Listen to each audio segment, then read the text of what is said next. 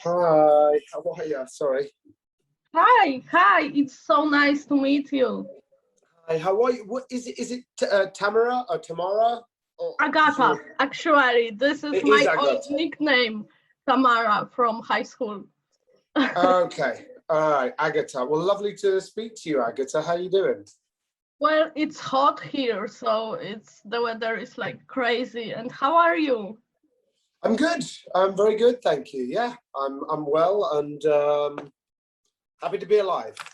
Yeah, I know. Well, I'm so happy that you agreed to talk about Kidsave.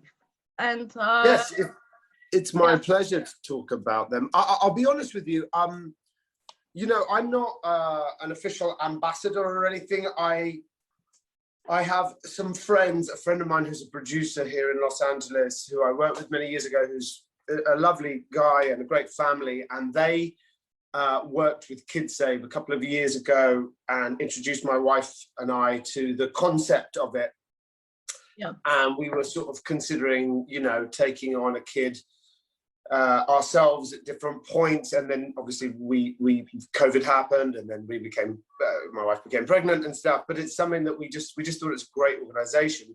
But as I was saying, I'm not really an ambassador. It's just an organization that I really thought was wonderful and wanted to support. And when you asked if we could do an interview, I got in contact with the people at KidSave and just said, look, I know that we don't really, I'm just a supporter, but you wanted to do this interview, and did you want me to do that? And they said, yes, they would love me to, talk a little bit about what they do. So I will try and answer any questions, but as I said, I'm not really sort of super well versed in everything, but I'll answer as much as I can. Yeah, I actually knew that, and that's one the reason I wanted to talk to you first before I will talk to KidSafe, because I am working on contact with them. Because I want to talk with you as a supporter, as an advocate, because I know that you are covering other issues too. So I wanted to just make it from other perspective, to be honest. And I know that you can say some wonderful things about that, and people maybe want to listen more about KidSafe thanks to it. Yeah. So first of all, I wanted to know that English isn't my first language, so I'm sorry for any Your mistakes. English, your English is perfect. It's Thank great. you, thank you. That's so sweet. And so, okay, I wanted to ask you first, how and when did you get involved? But you actually told me about that. Yeah, I mean, I don't know exactly when. It's probably about 2 or 3 years ago when our friends introduced the concept and to us in the organisation, and we just thought it was wonderful. Thought it was wonderful that our friends were doing this, and there's so much going on in the world at the moment, and this was obviously up and running before the pandemic, and now we're dealing with the aftermath. Well, we're still going through it, but the aftermath of the pandemic. But there's so many kids in the world that are just great, new souls ready to kind of go on and be something. And we've seen it so many times when a kid gets an opportunity to have a loving family and some support and some guidance and some security, chances are that kid's going to go on to turn into a well-rounded adult and be a productive member of society and somebody that we all look towards as we do with each other. Wear a mask for each other, be kind, be sensible. When we give a chance to a kid like that, we get a shot at a productive member of society. The children that go through foster care and shelters for children and all of that, there's just so much opportunity for those young souls to kind of go off track. And so this organization not only helps give a kid a chance, but also there's some families out there that maybe can't have children themselves, or maybe they can and they're just great people and they want to help. But it's really just putting two things together to create something really positive and wonderful. So, and I've actually spoken to my friends who took a kid for, I think it was 6 weeks or 8 weeks over the summer, and actually found them a family to adopt. And that to me is just like, it doesn't get much better than that. That kid now has a great family here in the US. that's going to love them. And these are not babies, you know, these are 9-year-olds and 10-year-olds and 13-year-olds. A lot of the ages that some families don't want to take on because the child is already evolved into what they think they're going to be. But some great families out there are giving kids a shot, and it's just kind of magical, in my opinion. Yeah, it is. It definitely is. And like you said, it's harder to find a family for teenagers, for older. Yeah, because often those kids have gone through trouble. It's, you know, I'm not to make the comparison, but like, you know, there are some dogs at the dog shelter that nobody wants, and they're the ones that we all, you know, you really worry for. With kids, some people want to adopt, they want to start fresh and put their own thumbprint on the child. But, you know, sometimes these kids are in foster care and stuff at 7 or at 8, or at 13 and 14, it's tougher because, you know, people perceive them as, well, they're already a young adult, what can I teach them? And a lot of those kids, they're kids. 14 is still a kid. And to have somebody kind of take you into the bosom of their family and put their arms around you, you can really change the course of where that young life goes. So, you know, it's a wonderful organisation in that respect. Yeah, I think that, yes, it's harder to teach teenagers something, and it can be, you know, challenging because as even me as a young person with parents can be really rebellious or something in my youth. So it's totally normal.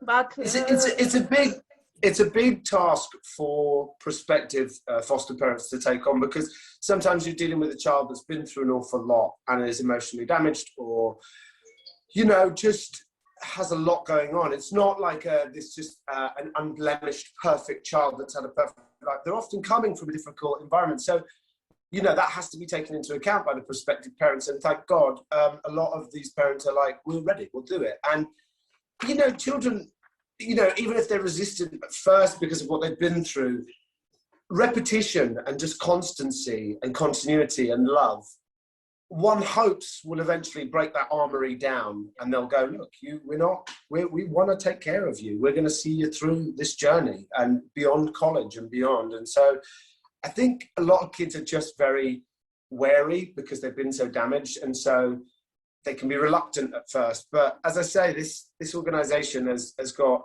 such an amazing track record of putting people together and just making lives so vastly improved from where they were. Yeah, and I mean, I saw when where the organization is working, and it's not only working in one country and one city, but it's work almost globally. That's something that I wanted to mention. You know, they may be interested to know that the visit model works in the US, in Colombia, Russia, Kazakhstan, the Ukraine, to help find families ages 6 to 18. And importantly, it demonstrates that kids grow up in orphanage and foster care can find local families in their own countries. So that's really important. Yeah, I think that too, and that's why I wanted to talk about it, because it's not only like working in one small place, but it's like showing people that we can work globally and we can do it in one moment and save so many lives and kids and give hope to families without children. That's I mean, this idea, this kind of formula that Kidsave have, it works everywhere. And so, you know, obviously I think that their hope is to expand it in as many territories as possible, because obviously I don't know the facts for sure, but I'm pretty sure there are no countries in the world where there aren't some children in need of help. So sadly, it's one thing that bonds us all, you know. As for how they'll expand over time, I'm not sure. I can't speak to that. But as I said, Kazakhstan, Russia, Ukraine, Colombia, US, and I'm sure probably more in time. Yeah, and like you wrote under the post with Miracle Gala, you say that supporting this organization is not only changing one life, but more lives. Yeah, because it's a ripple effect, isn't it? I mean, if one good person goes into the world, they affect another person and another person, and it can, you know, bring forward the pay it forward theory of kindness begets kindness.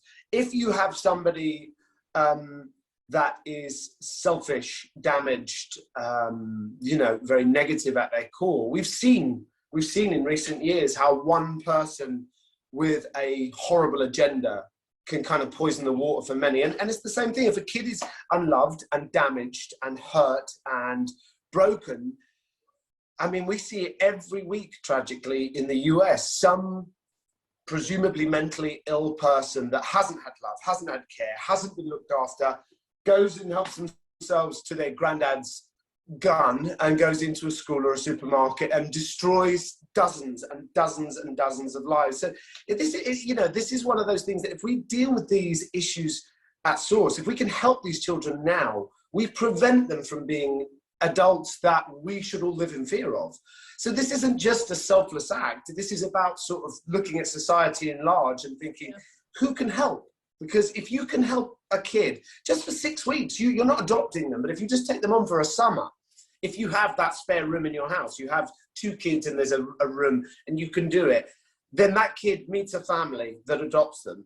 You've changed, as you say, not just one life, but many over the course of that young person's life. They're undoubtedly going to affect many other people. And so, it's just, there's something really great about this on a very large scale on how many people this can affect, not just the child and the family, but all the people that interact with that person throughout the course of their life. Yeah, I think it's really amazing because it's not like we only works for now and how these kids will be feel in that exact moment, but it will be some point where thanks to which it will be maybe better in the future for this child, Well, also, adoption's a very, very lengthy and detailed and difficult process. And to go through that, to not know the child that you're potentially adopting, some people lose hope and some people go, it's just too much work. With this process, there's a child in a sort of foster care system or at family's home. And in that time, other families that are potentially looking to adopt can get to know that kid and get to meet them and kind of hopefully fall in love with them and say, this is the kid, I want to take this kid on. And so it just expedites the process a little bit because obviously one has to be very thorough when a child is being adopted. You have to know everything you can about the family they're going into so that the child is safe and protected.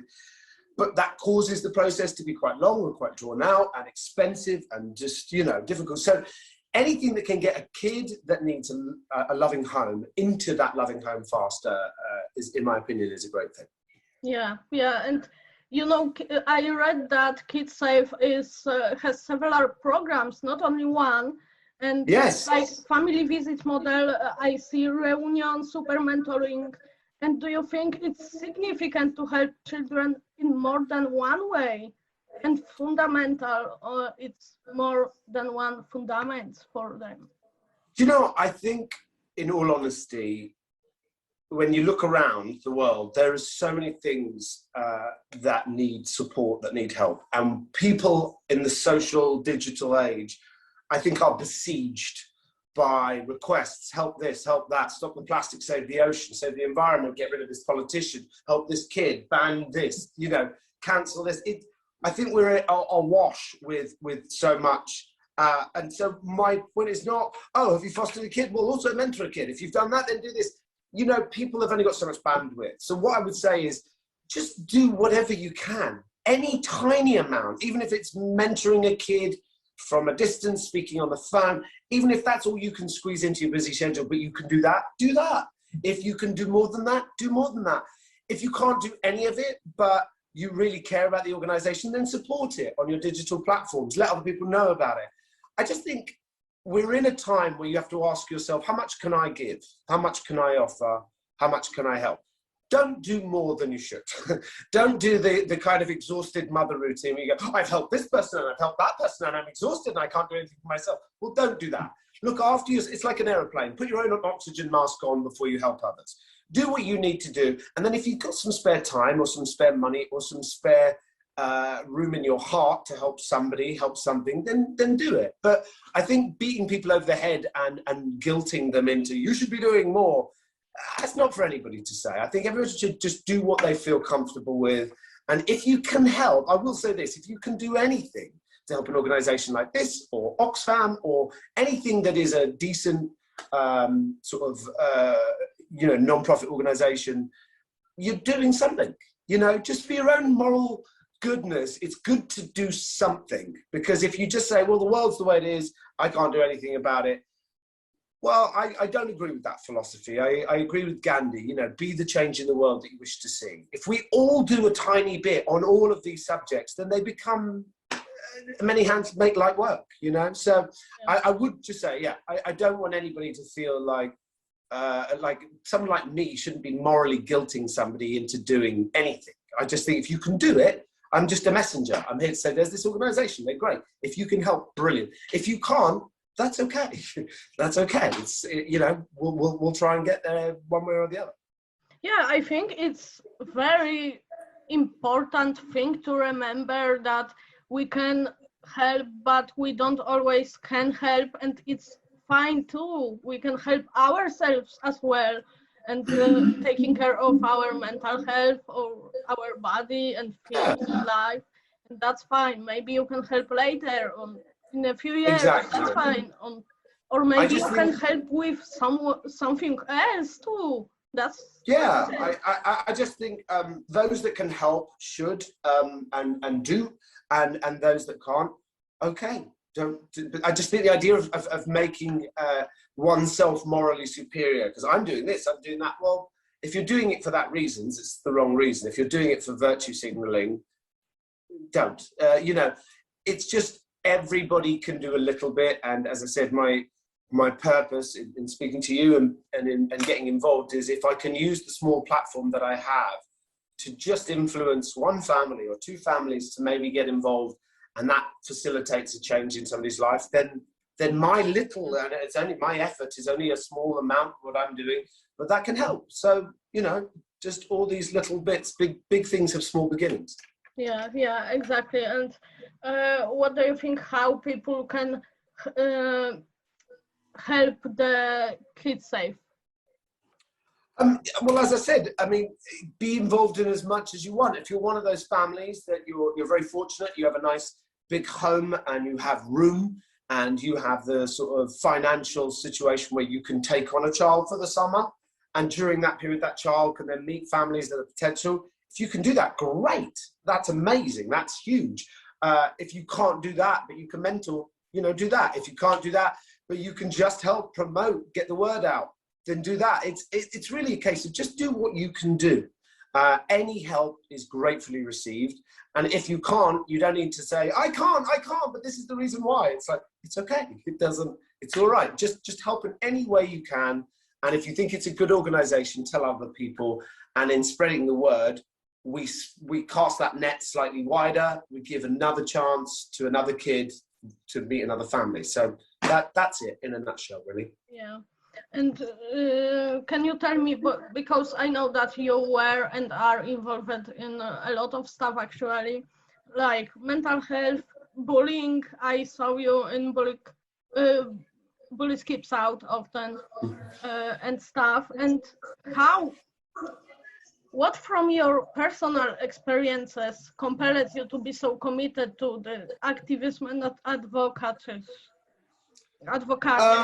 Sorry. I think I kind of grew up on television in the UK, and so a bit like, because the Euro Championships are on at the moment, a bit like representing your country. When you play for Poland or you play for England or something, it doesn't just count what you do on the pitch. It counts what you do off the pitch, your behaviour, because, footballers are heroes to many, especially young kids.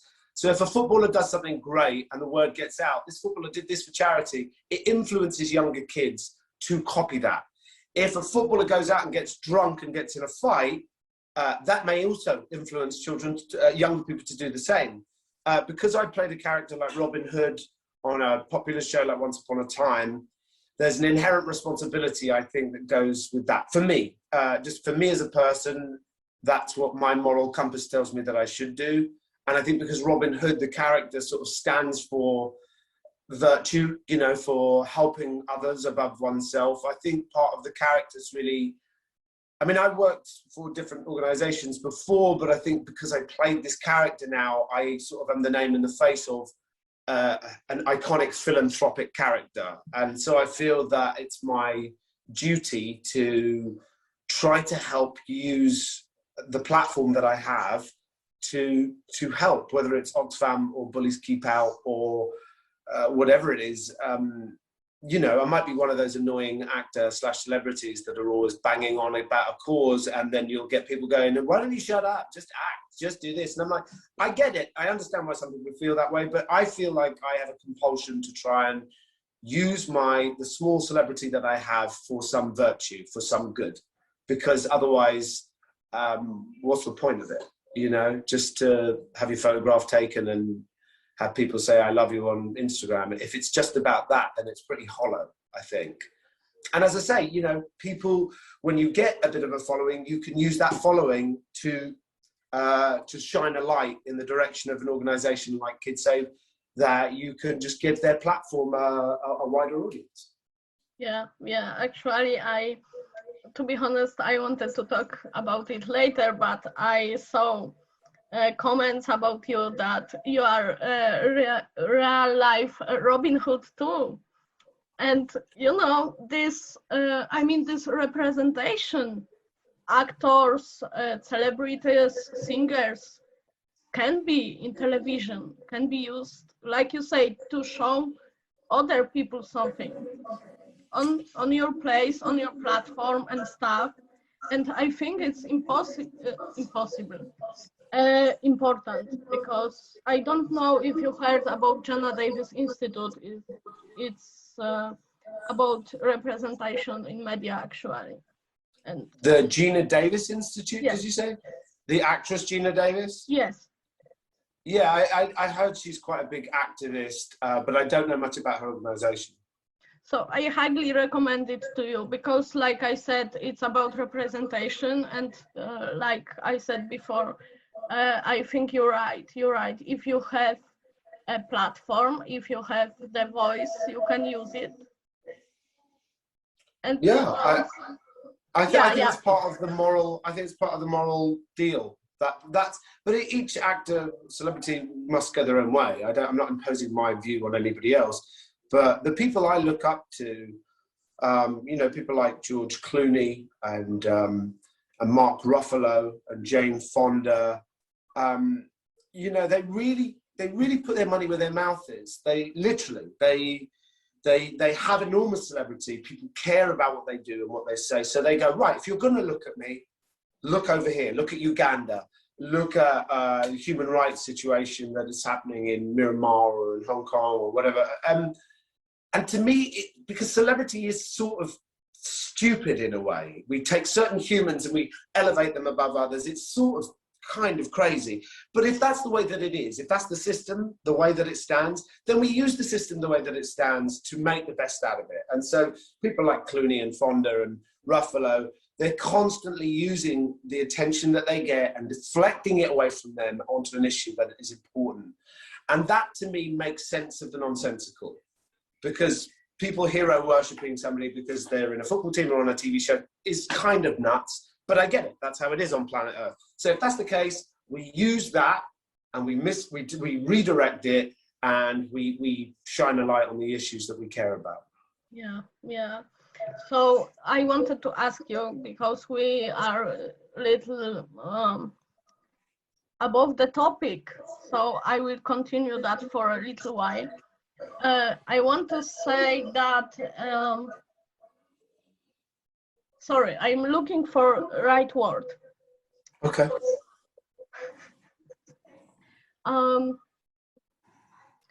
I mean, I wanted to talk for a while about acting and Once Upon a Time, to be honest, because I'm a big fan. And, you know, we are watching this show, we are watching these stories, and I think people really can find in it hope, some stuff they can use in their real life. And I wanted to know if you took something from acting and from Once Upon a Time specifically to your life. Well, I've certainly taken a lot from my life from acting. I started acting at a very young age, so it's dominated my life really. It's shaped it. It's directed it. So yes, I mean, acting is my entire life. I now teach. I have an acting school called the Players Conservatory, and I teach people all over the world, and I love it, and I'm very passionate about it. So yeah, to me, I know that Once Upon a Time is a very popular show, and it's loved by people, and I had a wonderful time on it. And the biggest thing about it for me was the friendships. I took so many friendships, people that are so close to me. I mean, nearly the entire cast I speak to, once a week, if not more. But I wouldn't say that it changed me per se. The thing that changed me is the show opened a lot of doors. It allowed me to travel around the world, meet a lot of fans in different countries and build relationships with them, which was wonderful. And it allowed me, as I said earlier, because I'm playing Robin Hood, to use that character as a symbol for things that I care about, whether it's justice or climate change or Black Lives Matter or LGBT rights or whatever it is that is on the docket that day to discuss, support and get out there. Robin Hood's a great vehicle to do that. So I'm grateful for the friendships, for the traveling, for the wonderful fans of the show that I've met, and for the opportunities it gave me. But I've been acting for 35 years before I joined Once Upon a Time. So it's a constant evolution of the job. And as you grow and expand your life and your horizons, so do your horizons as an actor. I mean, I'm definitely a more developed and rounded person now at 45 than I was at 25. So my acting choices become different. But again, Once Upon a Time was really just another show, an extraordinary one. But no, I wouldn't say that the show itself did anything to me.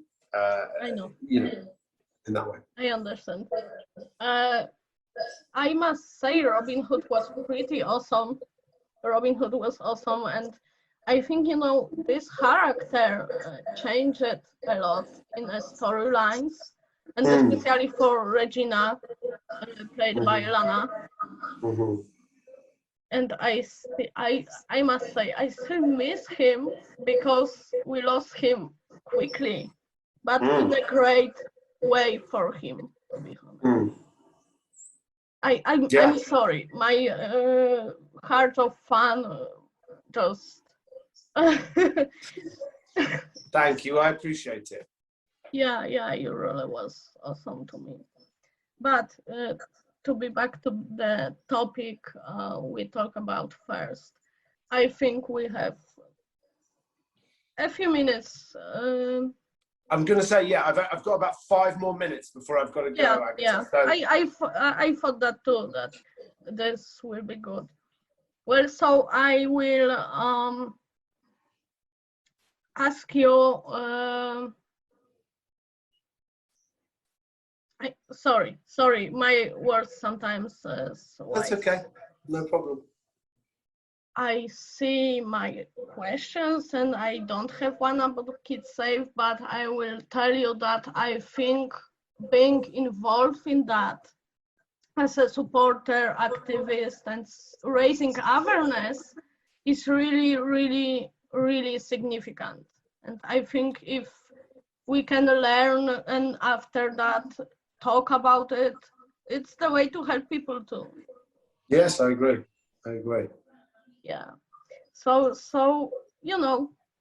just before we say goodbye, I wanted to ask you, what song it will be today if you should choose with your mood? What song goes with my mood?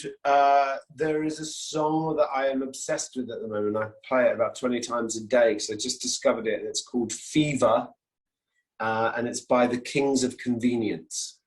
Okay, I don't know that, but I will definitely. They're a little Norwegian duo of guitarists and singers. They're a bit like Simon and Garfunkel. It's just a beautiful sort of summer, relaxed tune about love and stuff. And Fever, as England are playing in the Euro Championships today, there's Euro Fever, so it seems quite apt song for the day. Okay, thank you. Can I ask, Agatha, what publication do you work for, or who's this interview for? So this interview is basically most for my Instagram, but I will publish it in my Polish magazine Warszawa i okolice. I will send you a link to it. Please, yes, that would be great, because I'd like to send it on to Kidsave. And I think it will be in my Instagram, it will be video, but I will write article about our talk. What is your Instagram? Just what's your Instagram handle? Samozwańca 143. Sorry, say that again. Samozwańca. Can you spell that for me? SAMANCZA143. Okay. No result found. Okay, I will send you the message, okay? Yes. Can you? Oh, hang on. I should have it. Hang on. I should have it in here. Yeah, we wrote. Yeah, we exchanged. Hang on.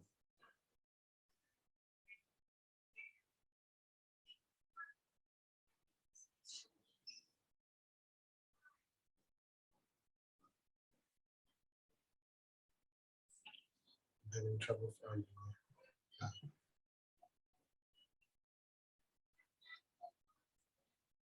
it. Okay.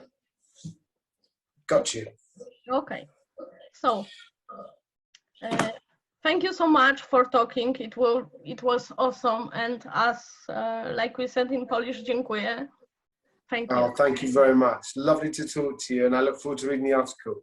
Yeah, I will do that. Thank you, and Thank have you, a nice Agatha. one. You too. Take care. Bye. Bye-bye.